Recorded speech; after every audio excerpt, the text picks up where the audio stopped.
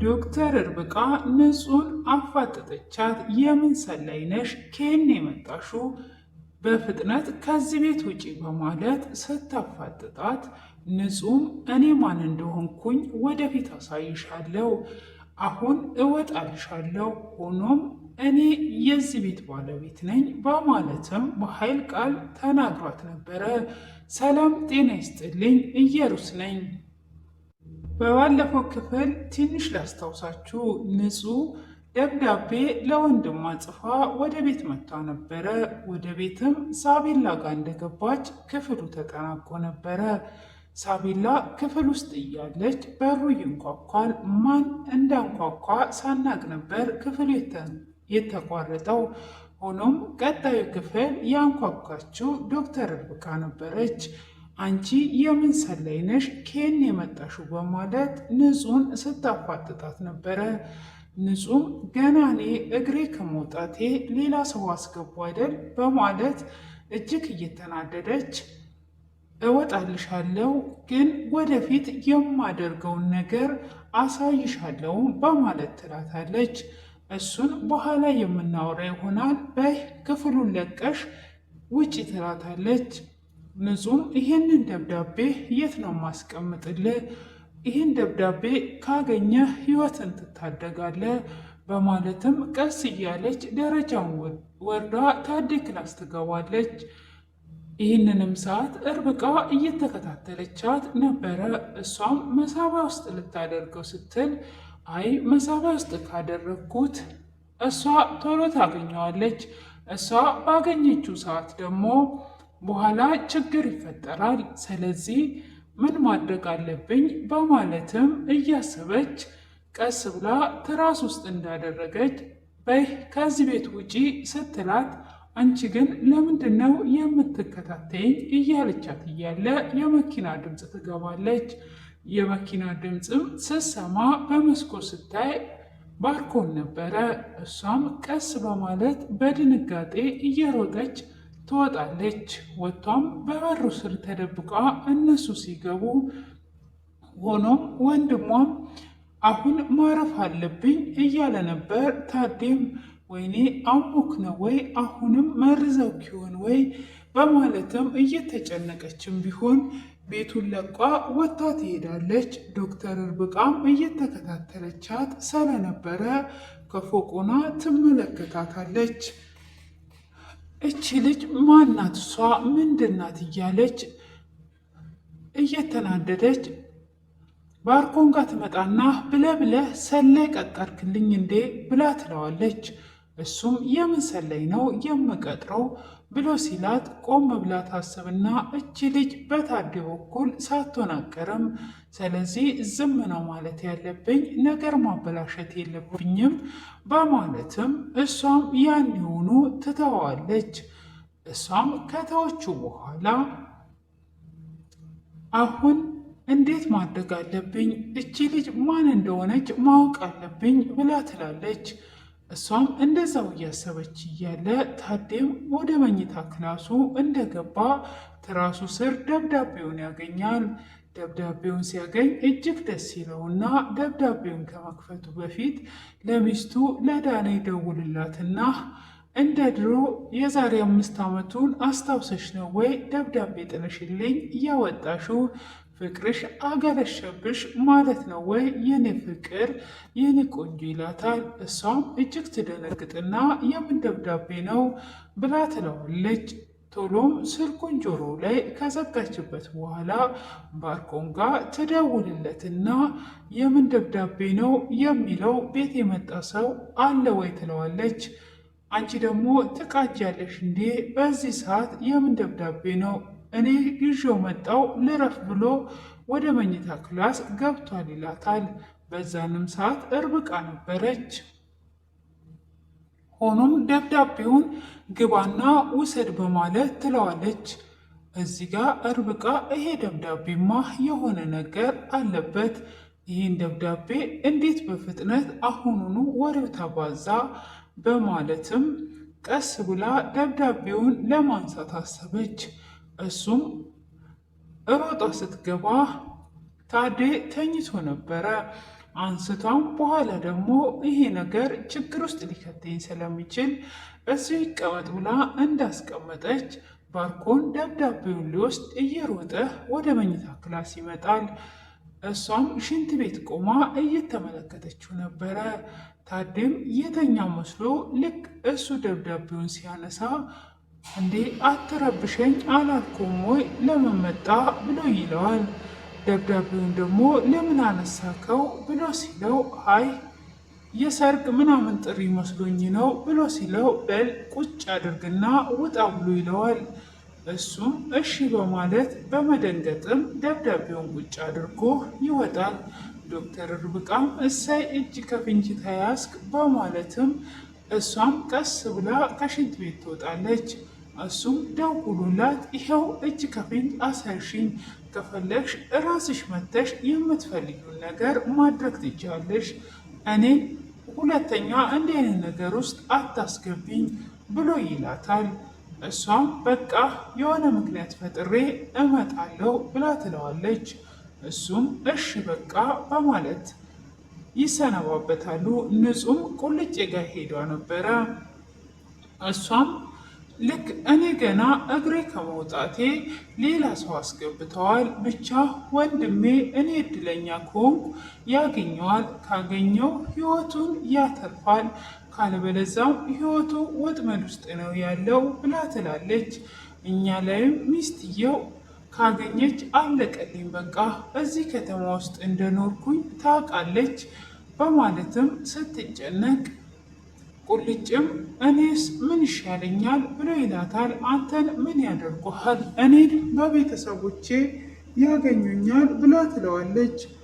አንቺ ነኩ ማለት እኔ ነኩ ማለት አይደል ወይ ብሎ ምግብም ሰርቶ ቢያበላት በፍጹም አልበላም በማለት እየተጨነቀች ትገኛለች። ሆኖም በስተመጨረሻ አድራሻችንን እኮ አልጻፍኩበትም ብላ ለቁልጭ ትነግረዋለች። ቁልጭም እጅግ ደስ ይለውና በይ እንግዲህ አንቺ ካልበላሽ እኔ እበላለሁኝ፣ ልክ እንደ ስምሽ ቁልጭ ነሽ፣ አድራሻውንና ከማን እንደሆነ አለመንገርሽ በጣም አሪፍ ነው በማለት ይላታል። እንግዲህ ይሄ ደብዳቤ በማን እጅ ይገባ ይሆን? እሷም እየሮጠች መጥታ ወደ ቤት ገብታ ነበረ። ወደ መኝታ ክላስም ሮጣ ገብታ ደብዳቤውን ስታየው ብድግ ታደርጋለች። ታዴም ከሽንት ቤት ይወጣባታል። እንዲህ የኔ ቆንጆ መጣሽ ወይ? ምነው ደብዳቤ ጻፍሽልኝን? በቃ ደብዳቤውን ተይና በተግባር አሳይኝ ብሎ ይላታል። እሷም እጅግ ትደነግጥና እሺ በቃ ብላ ትለዋለች። እሺ ነይ በቃ አሁን ጥሩ ጊዜ እናሳልፋለን ብሎ ሲላት አይ አሁን ሻወር እገባለሁ ብሎ ይላታል። አይ ጥሩ ነው በቃ እኔም ሻወር እንደምገባ ታውቂያለሽ አይደለ? ስለዚህ አንድ ላይ ሻወር እንገባለን ብሎ ይላታል። እሷም እሺ ትለውና ወደ ሻወር ቤት እንደገቡ አይ ስልኬን ቻርጀር ማድረግ አለብኝ ብላ ትለዋለች። ስልኬን ቻርጀር አድርጌ ከዛም በኋላ ወደ ስራ መለሳለሁ ብላ ስትለው እሺ ቻርጀር አድርጊና ነይ እዚሁ ጠብቅሻለሁ በማለት ይላታል። እሷም ደብዳቤውን ልትወስድ ወደ ውጪ የወጣችው ነበረ። ሆኖም ደብዳቤውን ስታየው ከቦታው ተነስቷል።